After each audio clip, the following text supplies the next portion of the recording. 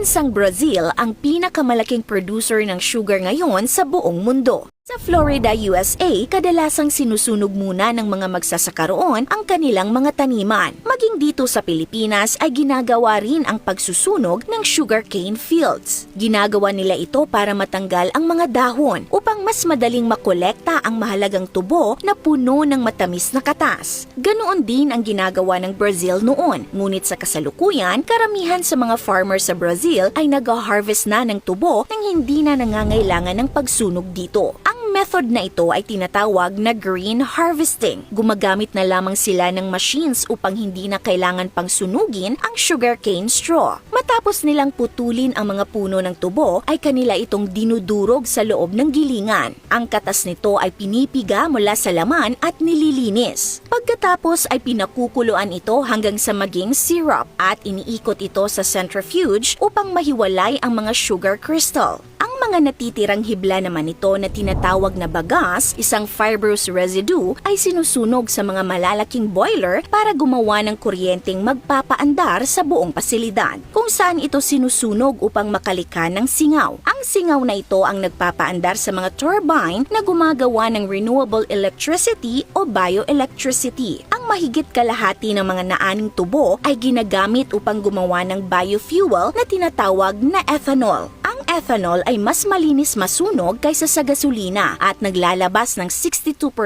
na mas kaunting carbon dioxide. Ibig sabihin, mas safe ang ethanol para sa ating kapaligiran.